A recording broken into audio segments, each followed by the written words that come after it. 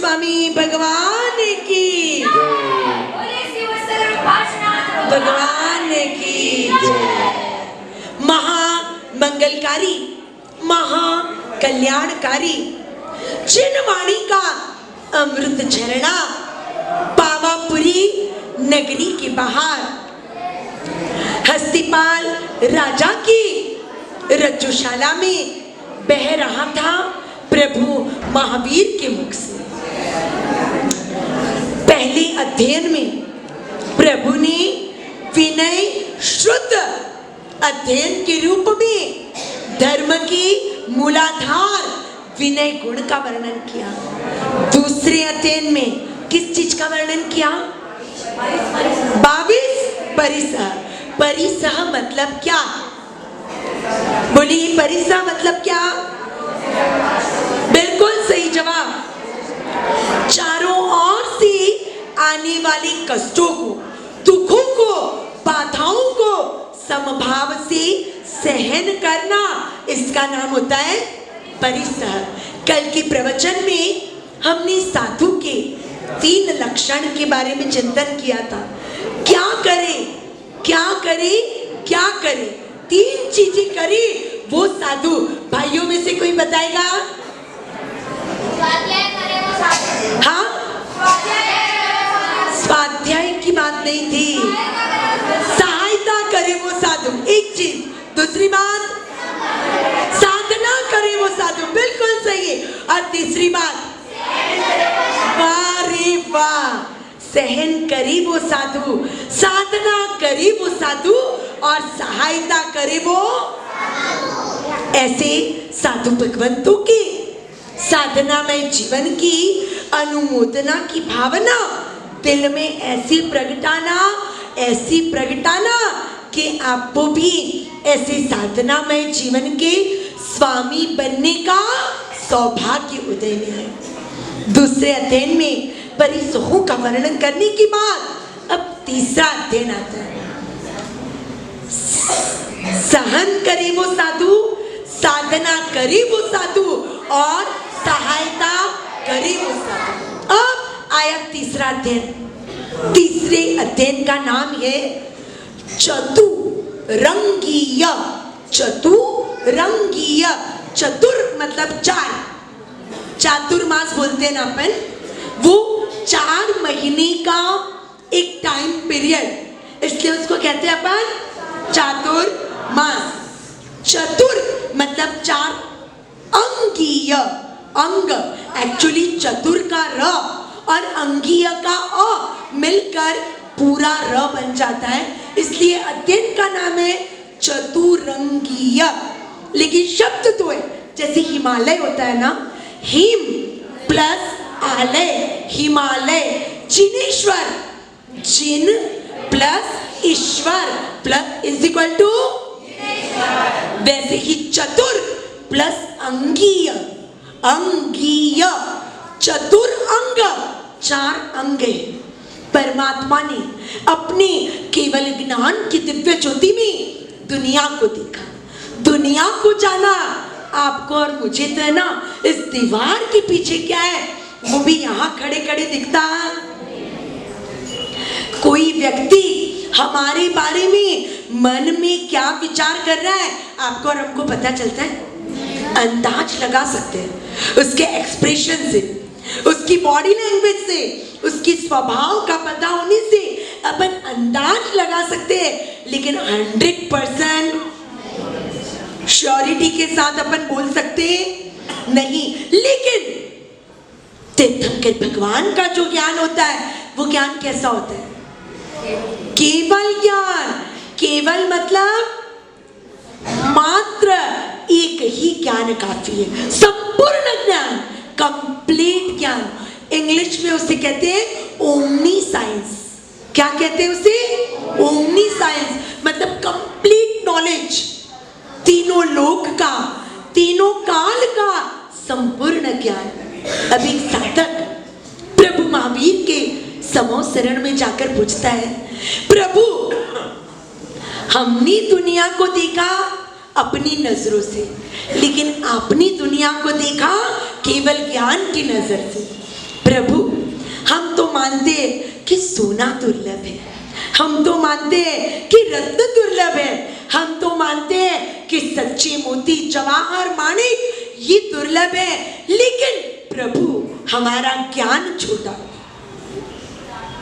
हमारी दृष्टि की मर्यादा छोटी, इसलिए हमारी समझ भी। आपको पता है प्रभु के पास जब जाते हैं ना, तब सबसे पहले या तो नवकार मंत्र नमो अरिहंताणम, या तो प्रभु के दर्शन करते ही नमो। हर चीज की शुरुआत में नमो क्यों आता है? नमन, नमस्कार। और नवकार मंत्र में तो गजब कर दिया, नमो अरिहंताणम में भी नमो, सिद्धाणम के सामने भी, आयरियाणम के सामने भी, उवज्जायाणम और लोहे सपसाउणम के सामने भी। अरे 5-5 बार नमो बोलने की क्या जरूरत थी? हाँ नहीं नहीं, पांचों को नमस्कार करना है ना, ठीक है ना। तो अगर मुझे 5 बहनों को बुलाना है तो मैं ऐसे बोलूंगी, चंदा बेन आओ, पद्मा बेन आओ, अरुणा बेन आओ, ललिता बेन आओ, अश्विनी बेन आओ। ऐसा मैं क्यों बोलूंगी? मैं एक साथ 5 नाम लूंगी और आखिरी में आओ, बराबर ना। तो फिर नमो बोलकर अरिहंताणम, सिद्धाणम, आयरियाणम, उवज्जायाणम, लोहे सपसाउणम बोल देते, काम हो सकता था ना। उद्देश्य क्या है? नमस्कार करने का। एक बार बोलो या 5 बार बोलो, बात तो फिर 5-5 बार नमो क्यों बोला? बोलो हाँ, बार बार बोलने से विनय गुण बढ़ता है। और कोई बात बताएगा? नहीं हो ना? हाँ भाई, ऐसे बनना भी मत। आत्म कल्याण करना है तो अहंकार को साइड में रखना ही होगा। प्रभु फरमा रहे हैं कि मनुष्य बहुत दुर्लभ, उससे भी ज्यादा दुर्लभ जिनवाणी का श्रवण। लेकिन जिनवाणी श्रवण में बाधक बनती है 13 चीजें। पहली चीज आलस, दूसरा मोह, तीसरी अवज्ञा या उपेक्षा, चौथा अहंकार। ये तो मुझे आता नहीं। गौतम स्वामी जी 4 ज्ञान के स्वामी थे, लेकिन प्रभु के सामने देशना सुनने जब बैठते थे ना, ऐसे हाथ जोड़कर, ऐसा चेहरा, ऐसे चेहरे पे विस्मय का भाव कि जिंदगी में पहली बार ही सुन रहे हो। और इन गुणों के कारण ही गौतम स्वामी जी लब्धि के भंडार बने। ऐसे ही लब्धि के भंडार नहीं बनते, परम विनय रूप बने, तब जाकर अनंत लब्धि निधान बने। अहंकार हमें जिनवाणी श्रवण से रोक। 5वें नंबर पर क्रोध। घर में कोई झगड़ा हो गया हो, क्रोध के मारे दिमाग का बॉयलर फटा जा रहा हो, तब व्यक्ति जिनवाणी श्रवण कर सकता है क्या? नहीं।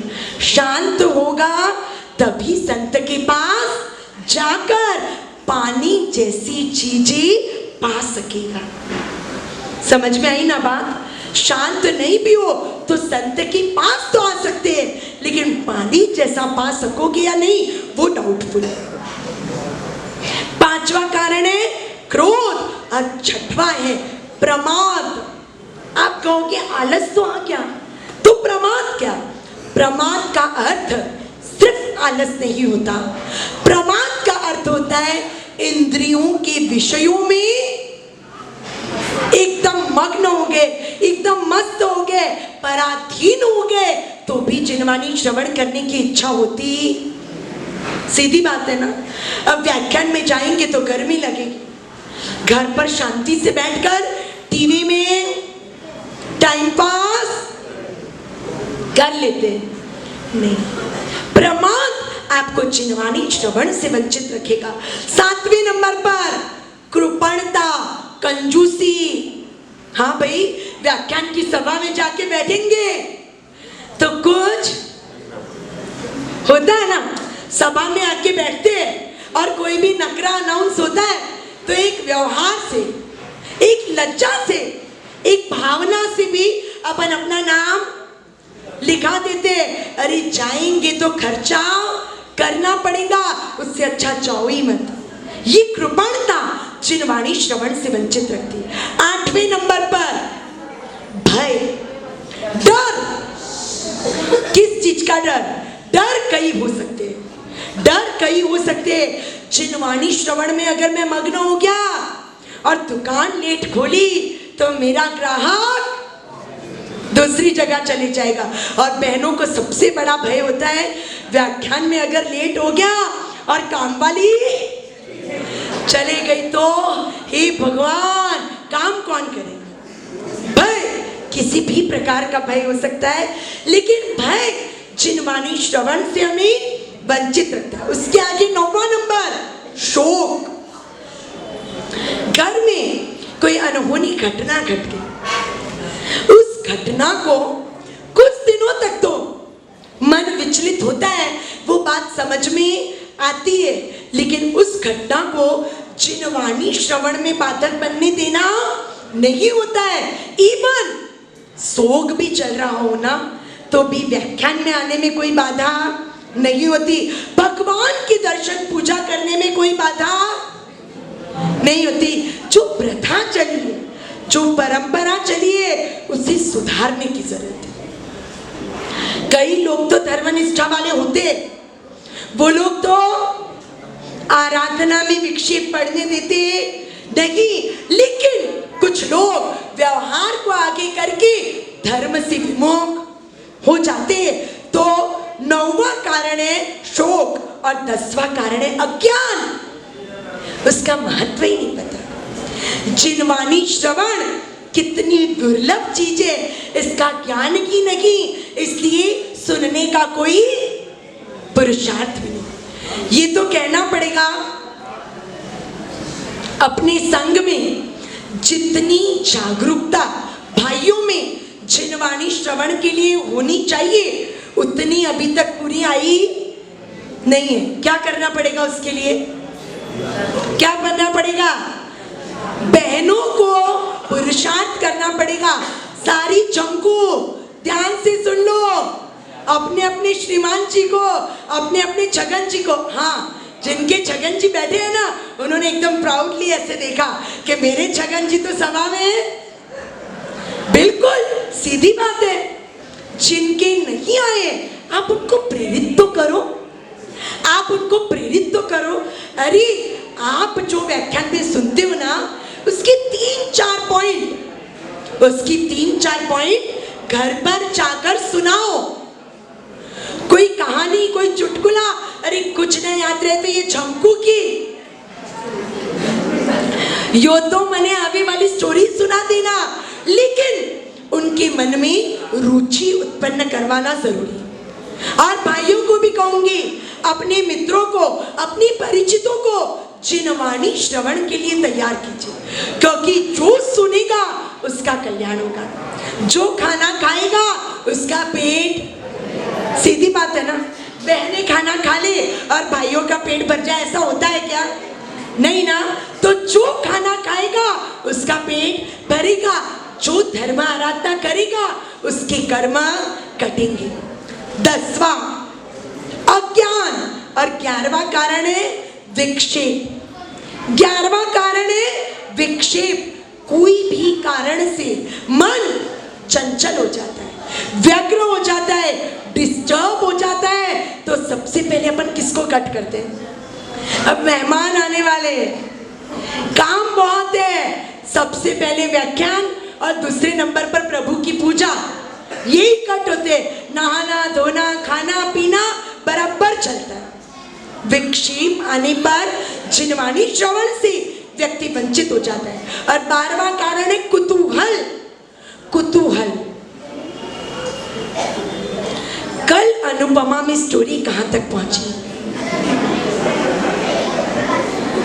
मुझे नहीं मालूम है। ये अनुपमा, ये तो बच्चे जो पढ़ने आते हैं ना, उसमें से एक बच्ची ने मुझे कहा, महाराज साहब आप मम्मी लोगों को समझाना कि बहुत अनुपमा का बुखार दिमाग में न चढ़ा ले, कि अनुपमा आधे घंटे का लेक्चर देती है, वो सुन सुन के हमारी मम्मियाँ भी आधे घंटे का लेक्चर देने लगी है। सच्ची? ये माँ, ये बच्चियां बोल रही सच्ची है। कुतूहल, कल यहाँ तक स्टोरी पहुंची थी, आज क्या आएगा इस कुतूहल में? जिनवाणी श्रवण से वंचित न रह जाए, इसके लिए सावधान रहे। 13वें नंबर पर क्रीड़ा प्रियता। क्रीड़ा मतलब गेम वेम खेल रहे, टाइम पास कर रहे, कोई वीडियो देख रहे और समय बीत गया, व्याख्यान पूरा नहीं, ऐसा न हो। जिनवाणी श्रवण ये दुर्लभ है। जिनवाणी का श्रवण महापुण्य के उदय से मिलता है। प्रभु ने पहली दुर्लभ चीज क्या बताई? क्या चल रहा है? प्रभु ने पहली दुर्लभ चीज क्या बताई? मनुष्य भाव। दूसरी दुर्लभ चीज और तीसरी दुर्लभ चीज, जिनवाणी का श्रवण करने के बाद भी श्रद्धा परम दुर्लभ। श्रद्धा जगना वो बहुत दुर्लभ है। सुन तो लेते हैं, समझ तो लेते हैं, जान तो लेते हैं, लेकिन मानने की बात जहां आती है तब सारे गड़बड़ घोटाले। किसे नहीं पता कि नरक का नेशनल हाईवे रात्रि भोजन है? सबको पता है, जानते सब है, लेकिन मानते कौन कौन है? यहां से कोई नहीं जाएगा। जानते सब है, लेकिन मानते कौन कौन है? मानना मतलब श्रद्धा। कहते हैं ना, हम प्रभु महावीर को तो मानते हैं, लेकिन हम प्रभु महावीर की नहीं मानते। मतलब क्या? प्रभु की आज्ञा पर, प्रभु के उपदेशों पर जितनी श्रद्धा होनी चाहिए उतनी श्रद्धा करते नहीं। श्रद्धा परम दुर्लभ है। श्रद्धा होना अपने आप में बड़ी बात है, क्योंकि जो श्रद्धावान होता है ना, वो क्रियावान बन ही जाता है। एक बार श्रद्धा बन जाए ना, फिर पाप धीरे धीरे छूट ही जाते। इसीलिए प्रभु ने चौथी दुर्लभ चीज क्या बताई? संयममिया वीर्य, मतलब संयम में पराक्रम, आचरण में वीर्य, आचरण में उत्साह। पहली दुर्लभ चीज मनुष्य भाव, दूसरी दुर्लभ चीज जिनवाणी का श्रवण, तीसरी दुर्लभ चीज श्रद्धा, और चौथी दुर्लभ चीज संयम में पराक्रम। जान लिया है सच को सच के रूप में, तो चलने लग जाओ उस मार्ग पर, क्योंकि जो चलेगा वो मंजिल तक पहुंचेगा। बिना चले तलेटी पर पहुंच जाए, पालीताना की यात्रा करनी है और तलेटी पर पालती लगा के बैठ जाए, दादा आदिश्वर जी दूर थी आव्यो दादा दर्शन दो। भगवान नीचे आके दर्शन दे देंगे। क्या करना पड़ेगा? हाँ, धीरे धीरे ही सही, लेकिन सीढ़ियों पर कदम बढ़ाना होगा। जो चलेगा वो शिखर तक पहुंचेगा, जो चलेगा वो मंजिल पाएगा। तो आइए प्रभु महावीर की अमृतमयी वाणी को उत्तराध्ययन सूत्र के तृतीय अध्ययन चतुरंगी अध्ययन की इन 20 गाथाओं के विवेचन के माध्यम से आपने और हमने समझने की कोशिश की है आज। लेकिन अब समझने से आगे बढ़ेंगे ना, जिनवाणी श्रवण तक तो पुरुषार्थ, इसलिए आप यहाँ बैठे हो। अब आगे दो चीजें, क्या? एक तो श्रद्धा और दूसरा संयम में पराक्रम। आप और हम सभी प्रभु की वाणी को आत्मसात करें, सिद्ध बने, शुद्ध बने, मुक्त बने, यही प्रभु से मंगलमय कृपा की अभ्यर्थना। बोले श्री संकेश्वर